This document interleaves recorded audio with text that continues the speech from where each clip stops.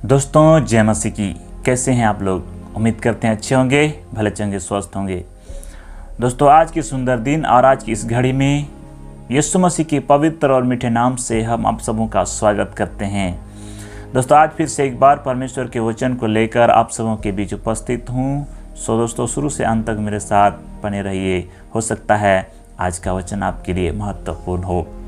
सो दोस्तों बिना देर किए हुए आइए हम शुरू करते हैं। दोस्तों आज का विषय जिसके ऊपर में हम लोग मनन करेंगे, उस विषय को जानने से पहले आइए हम परमेश्वर की वचन जो आज मनन के लिए लिए हैं उसको हम पढ़ेंगे। फिर हम परमेश्वर के उस वचन से उस विषय के बारे में जानेंगे जिसके ऊपर आज हम लोग मनन करेंगे। जी हाँ, सो आइए मेरे साथ निकालिए 2 तीमुथियुस और उसका 3 अध्याय और उसका 16वां पद। जी हाँ, हिंदी में इस प्रकार लिखा है। संपूर्ण पवित्र शास्त्र परमेश्वर की प्रेरणा से रचा गया है और उपदेश और समझाने और सुधारने और धार्मिकता की शिक्षा के लिए लाभदायक है। जी हाँ दोस्तों, इस प्रकार यहाँ पर हम देखते हैं हिंदी में इस प्रकार लिखा हुआ है। 2 तीमुथियुस 3 अध्याय 16वां पद में कहता है, संपूर्ण पवित्र शास्त्र परमेश्वर की प्रेरणा के द्वारा रचा गया है। जी हाँ, संपूर्ण पवित्र शास्त्र की बात करता है, मतलब उत्पत्ति से लेकर प्रकाशित वाक्य तक।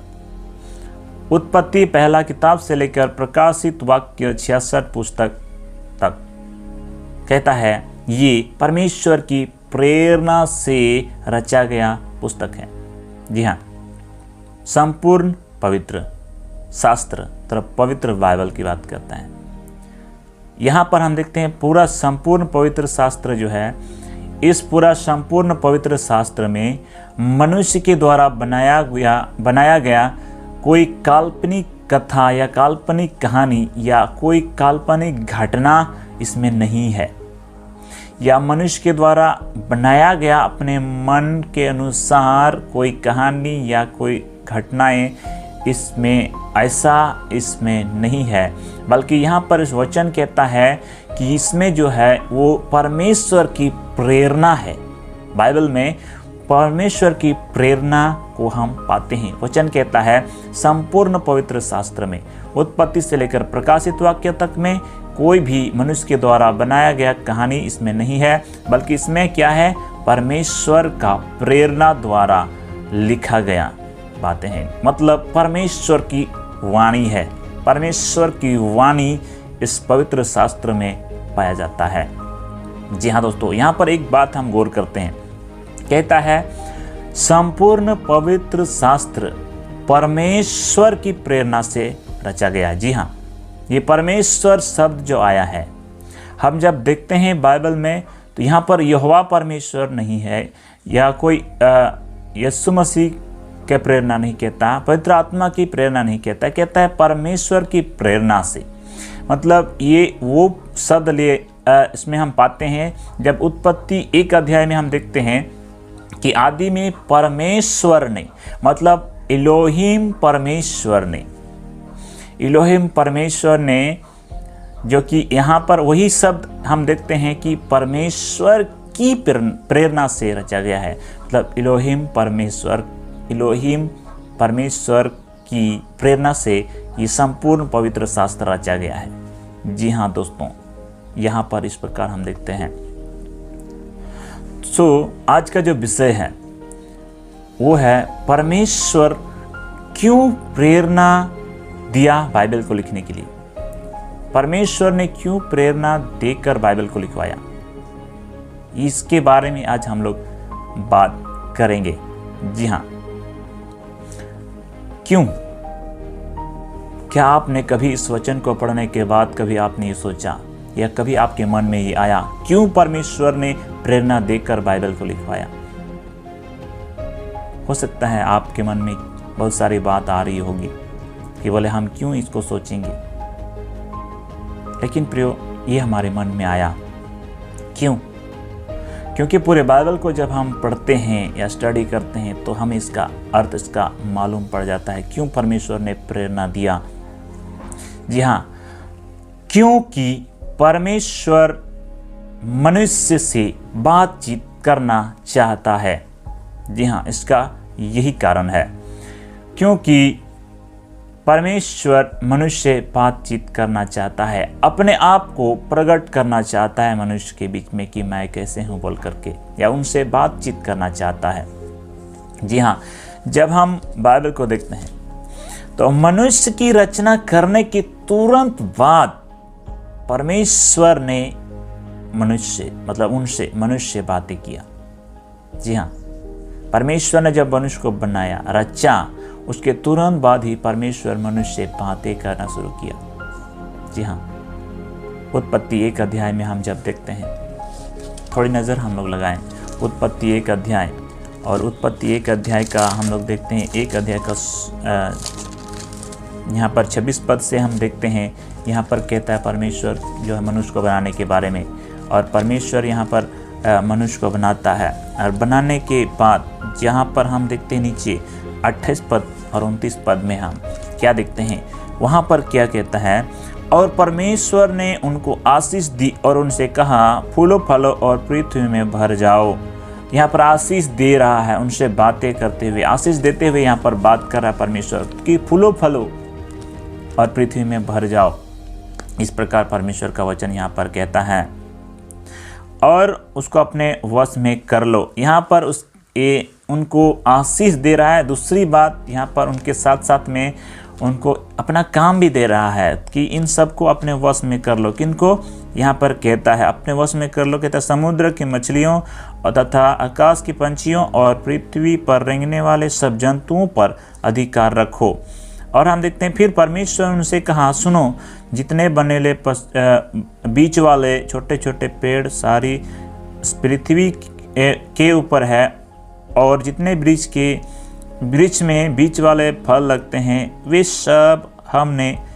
सब मैंने तुमको दिया है, वे तुम्हारे भोजन के लिए है। जी हाँ, यहाँ पर परमेश्वर ने इस प्रकार बातें किया। पहली बात, आशीष देते हुए उसको बात किया, उसको अपना काम भी सौंप दिया कि इनको अपने अधिकार में रख लो।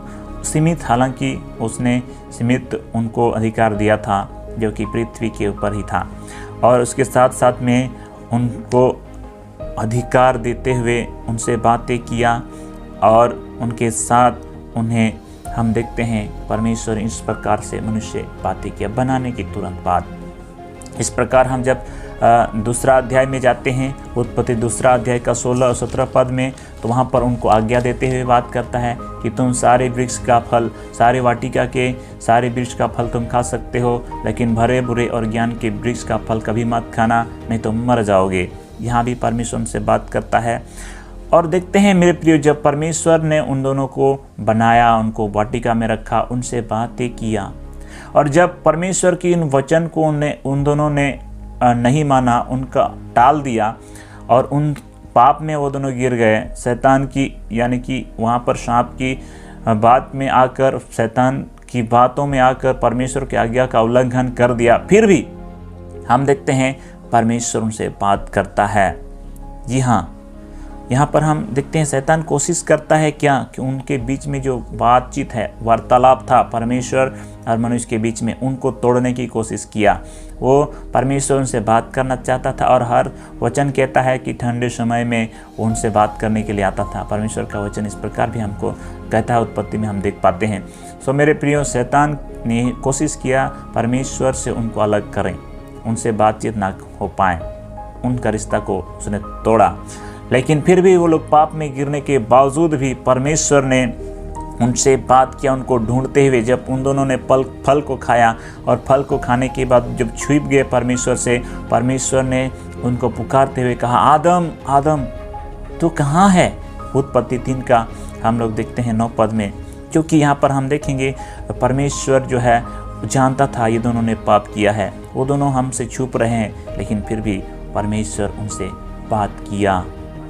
मेरे प्रियो, ऐसे ही बाइबल के वचन को जब आगे हम पढ़ते जाते हैं दोस्तों, जब मनुष्य संसार में बढ़ने लगे, पाप बढ़ने लगा, मनुष्य परमेश्वर से दूर होते गए, लेकिन परमेश्वर लोगों से बात करना नहीं छोड़ा था। अब्राहम से परमेश्वर ने बात किया, नूह से परमेश्वर ने बात किया, और इस प्रकार मूसा से परमेश्वर ने बात किया, इस प्रकार परमेश्वर ने अपने नबियों से बात करना शुरू किया। इस प्रकार परमेश्वर बात करते करते अपने लोगों से बात करते आज यीशु मसीह ने इस संसार में उसको भेजा, और भेजने के बाद यीशु मसीह के द्वारा अब परमेश्वर हम सबों से बात किया, और आज भी परमेश्वर पवित्र आत्मा के द्वारा हमसे बात करता है। जी हाँ मेरे प्रियो, इसीलिए परमेश्वर ने प्रेरणा दिया अपने लोगों को कि परमेश्वर की वाणी को एक शास्त्र में एक पिरो कर रखें या पवित्र शास्त्र बनाए। उस लिखने के लिए उनको आज्ञा दिया और उसने लिखवाया। विशेष व्यक्तियों को चुनकर, विशेष व्यक्ति मतलब जो परमेश्वर ने अपने लोगों को चुन लिया और उनको ये प्रकाशना दिया, प्रेरणा दिया लिखने के लिए, और उन लोगों ने लिखा। मतलब ये लिख तो रहे थे वो लोग, लेकिन ये परमेश्वर की वाणी था। परमेश्वर उनको इस्तेमाल किया, लिखवाया उनके द्वारा, और उनकी संस्कृति के अनुसार, उनकी भाषा के अनुसार उन लोगों ने लिखा, लेकिन ये था पवित्र परमेश्वर की वाणी। जी हाँ दोस्तों, आज जो हम पढ़ रहे हैं ये परमेश्वर का वचन हम पढ़ रहे हैं। इसीलिए मेरे प्रियो, यदि आप पवित्र शास्त्र बाइबल को पढ़ रहे हैं तो आप जान लीजिए ये कोई काल्पनिक कथा को नहीं पढ़ रहे हैं, बल्कि परमेश्वर की वाणी को पढ़ रहे हैं, जो प्रेरणा देते हुए अपने लोगों के द्वारा लिखवाया है। और इसीलिए जब बाइबल को आप पढ़ते हैं तो आप जान लीजिए परमेश्वर की वाणी को पढ़ते हैं, और जब आप परमेश्वर के वचन को सुनते हैं तो आप जान लीजिए परमेश्वर की वाणी को सुनते हैं। इसमें वही है जो परमेश्वर हमसे बात करना चाहता है। परमेश्वर के वचन जो हम पढ़ते हैं ये मनुष्य का वचन नहीं है, परमेश्वर की वचन है। जी हाँ दोस्तों, इसी कारण परमेश्वर को आवश्यकता पड़ा कि वो एक अपना प्रेरणा देते हुए लोगों को इस्तेमाल करके बाइबल को लिखवाएं। इसीलिए परमेश्वर ने प्रेरणा दिया कि वो अपने लोगों तक अपने वचन, अपनी वाणी को पहुंचा सके। इसीलिए यहाँ पर परमेश्वर का वचन कहता है, 2 तीमुथियुस 3:16 में कहता है, संपूर्ण पवित्र शास्त्र परमेश्वर की प्रेरणा से रचा गया है। और देखिए यहाँ पर बहुत इंपॉर्टेंट बात लिखा हुआ है, और उपदेश और समझाने और सुधारने और धार्मिकता की शिक्षा के लिए लाभदायक है। पहली बात उपदेश देने में, दूसरी बात कहता है समझाने में, किसी भी बात को समझाने में, और तीसरी बात कहता है सुधारने में, और कहता है धार्मिकता की शिक्षा के लिए लाभदायक है। जी हाँ दोस्तों, परमेश्वर का वाणी यहाँ पर हमसे कहता है। सो आई होप आपको समझ आ गया होगा परमेश्वर ने क्यों प्रेरणा देकर बाइबल को लिखवाया, क्योंकि वो आपसे बात करना चाहता है। लेकिन अभी भी दुख की बात यही है कि लोग बाइबल को नहीं पढ़ते हैं। परमेश्वर आपसे बात करना चाहता है। पाप में गिरने के बाद भी परमेश्वर मनुष्य से बात करना चाहता है, और अभी भी परमेश्वर आपसे बात करना चाहता है। इसीलिए मेरे प्रियो, यदि आप परमेश्वर को ग्रहण किए हैं, या परमेश्वर यीशु मसीह को ग्रहण किए हैं, या आप उनसे प्रेम करते हैं या उनके कहलाते हैं, तो वो परमेश्वर आपसे बात करने के लिए चाहता है। तो सो प्लीज़ आप समय निकाल कर बाइबल को ज़रूर पढ़ें। यदि आप बाइबल नहीं पढ़ सकते हैं, या आप बाइबल देखकर डर जाते हैं कि मैं इतना मोटा कैसे पढ़ूंगा, दोस्तों उसके लिए भी आप देख सकते हैं। उसके लिए मैंने एक वीडियो बनाया है कि बाइबल को सरल और एक आसान तरीक़ा से कैसे पढ़ें। इसके बारे में मैं डिस्क्रिप्शन में इसका लिंक दे दूंगा, आप ज़रूर उसको देख लीजिए। और मेरा यही एक मकसद है कि आप बाइबल पढ़ें, आप कैसे परमेश्वर के बारे में और करीब से जानें, यही मेरा मकसद है। सो मेरे प्रियो, आप ज़रूर से बाइबल को पढ़ें, क्योंकि जब भी आप बाइबल पढ़ते हैं परमेश्वर को सुनते हैं। जी हाँ, सो परमेश्वर आपको आशीष करें। बहुत बहुत धन्यवाद। God bless you.